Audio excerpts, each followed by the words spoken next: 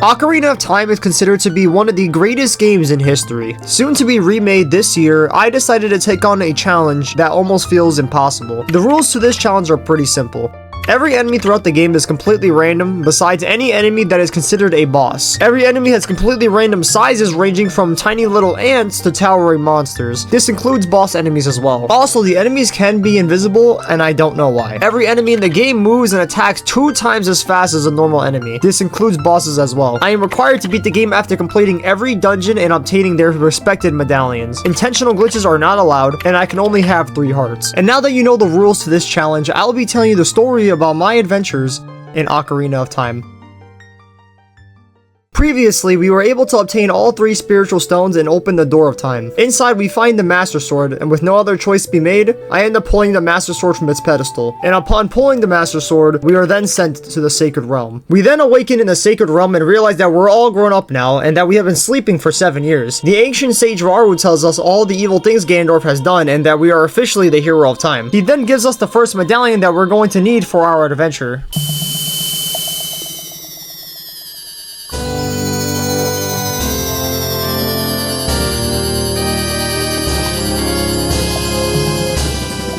After obtaining the medallion, we are sent back to the Temple of Time. As we begin to leave the Temple of Time, a mysterious figure appears. They tell us that they've been waiting for us this entire time. They also tell us that their name is Sheik, and that we're going to need to go to the 5 dungeons to obtain the remaining medallions to awaken the 5 sages. Sheik then tells us to head to Kakariko Village. Making my way outside the Temple of Time, I am almost immediately killed because of an ice bat and an iron knuckle, but I managed to escape with my life. Making my way to Hyrule Field, I decided to head to Lon Lon Ranch. Here is where we're able to trick Ingo into giving us Epona. Since we know Epona's song, we're able to tame the horse with ease. But that's not the only reason I came here. I also came here to see my future wife Malin, who's all grown up now. She thanks us for what we did at the ranch and offers us a challenge. We accept the challenge, which is a race against the clock. And I'm not gonna lie, I got absolutely destroyed in this race. I failed like 3 different times, but I was also able to win in the end. Because of our victory, she sent us a gift to our house. I head back to my house to see the present that Malin left for us, but before I can get back to my house, I am completely ambushed.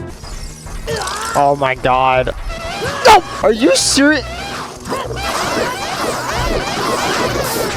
Yeah, so I forgot that a bunch of enemies spawn in this area once you become an adult, so I had to literally fight for my life to make it to my house. And after almost dying to this lizard who should have absolutely killed me, I managed to make it with my life. Making it inside my house, we were able to see the gift that Malin left for us, and it's one of the cows from Lon Lon Ranch, which I decided to name Moo. We can use Moo to obtain an unlimited supply of free milk if we play Epona's song in front of Moo. After this, I decide to head to the graveyard in Kakariko Village. I take out a couple of stragglers in the area, and then I play Zelda's Lullaby in front of this gravestone so I can open up a secret passageway. Inside the royal family's tomb, I am attacked by a couple of stragglers in the area, but I managed to take all of them out and make my way through. Inside, I learned the sun song, which allows me to change the time of day whenever I feel like. Making my way back to the graveyard, I am attacked by a couple of enemies in the area, but I managed to take all of them out. I then head into this secret area where I have to do this mini game so I can obtain the hook shot. I then grab this egg off of this lady and the adult's wallet off of this guy. After this, I decide to run all around Hyrule to gather as many rupees as I can so I can obtain the giant's knife. I then make my way to the Lost Woods, play Sarah's song in front of this dweeb so I can get out of my way, and make my way through this maze, and then I finally arrive at my destination. Sheik then appears and teaches me a new song, and then decides to disappear along with that weird mist. And now that we have the hook shot, I am able to latch onto this tree and enter the 4th dungeon. Upon entering the forest temple, I am immediately attacked by a couple of enemies in the area, but it was nothing I couldn't handle. Right after this, I'm completely jump scared by that lizard dude that slaps me through my shield and nearly kills me, but I managed to take the win. And you'll see a lot of times throughout this dungeon that I'm just gonna get jumped out of nowhere a lot of the times, so we're just gonna have to deal with it. Making my way to the dungeon, I clear out this room of any enemies and I obtain our first key. I am then attacked by this wolf, but I'm able to deal with him with ease. After this, I make it to what I call the garden area, where I am attacked by 2 of these lizards. I manage to take out one of them, but the other guy just kind of jumps into the water, so I guess we'll call that a win. As I make my way through the dungeon, I find another key, have some fun, do some puzzles, get ambushed once again, and deal with some more annoying little enemies. But as I made my way deeper into the dungeon, I realized I didn't have a key for this next door, so I was forced to go and look for it. But as I went to go and look for the key, I was attacked by an invisible Stalfos, just like how I went inside Jabu Jabu. But unfortunately, I wasn't able to take the win this time. And right after this, one of our good old friends decides to show up. Oh, you gotta be joking with this.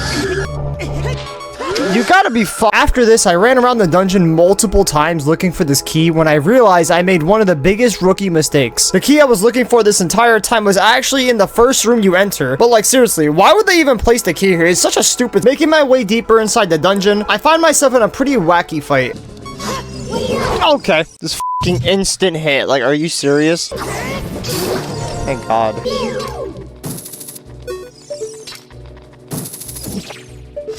I'm gonna have to use this on him. I finally obtained the fairy bow, which allows me to alter the dungeon, which allows me to get the boss key. Oh my God.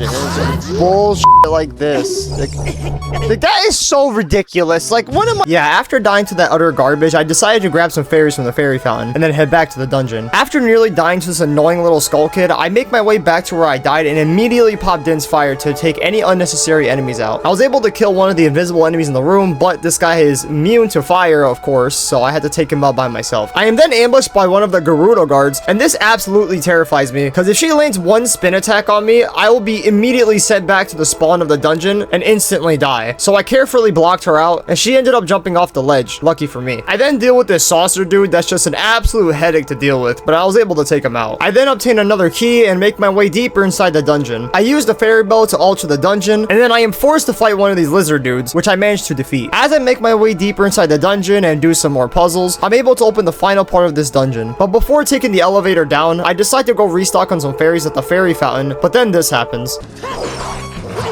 But luckily I had a fairy on me, so we're all good. After restocking on some fairies, I end up in an unfortunate encounter with this stupid saucer dude, and he ends up taking one of my fairies. But I was too lazy to go back, so I just kept moving. After doing one final puzzle, I managed to reach the final boss of this dungeon. And you should know that this boss was an absolute nightmare to deal with. And I'm not joking this time around. Like, he may look all funny and stuff on that horse, but f this boss.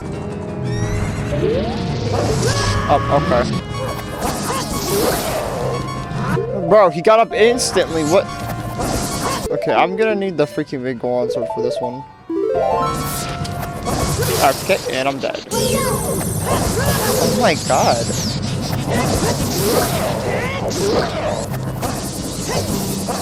Dude, oh my God. This, no. Come on, dude. So once I realized how hard this boss fight was actually gonna be, I decided to go run back to grab some more fairies. But then I ran into the most annoying thing ever. Oh my fucking God.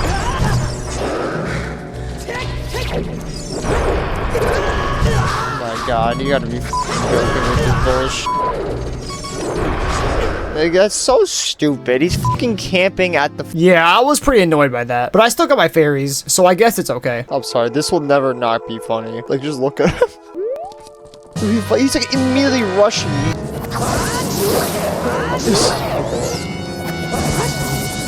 God, he moves out of the way of his own thing, like. Oh my God. Come on. What? Oh, bro, he moves so ridiculously fast. Oh my God. You gotta be. You gotta be. Bro, I can't even get up.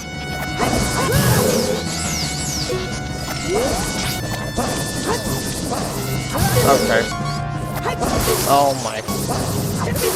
It's like, oh my God. So let's talk about what makes this fight so hard. His attacks come out instantly and are lightning fast. He can shoot his attacks at weird angles and can even delay his own attacks. He can deflect and dodge my attacks. And even if I can land an attack, he recovers almost instantaneously. And the arena we're fighting in is extremely small, so trying to gain distance on him is a challenge itself. And don't forget that every fight I've had with him so far, I've had 2 fairies on me at all times, and it still wasn't enough. Come! There's no fucking way. Oh.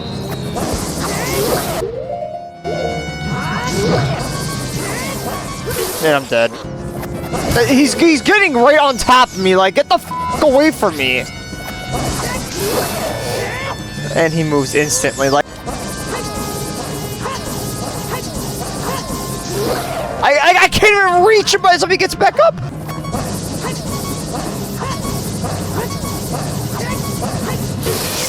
Oh my! And I'm dead. No! Oh. After defeating Phantom Ganon, we are sent back to the Sacred Realm. This is where Saria, the Sage of the Forest Temple, gives us our second medallion to help us in the fight against Ganondorf.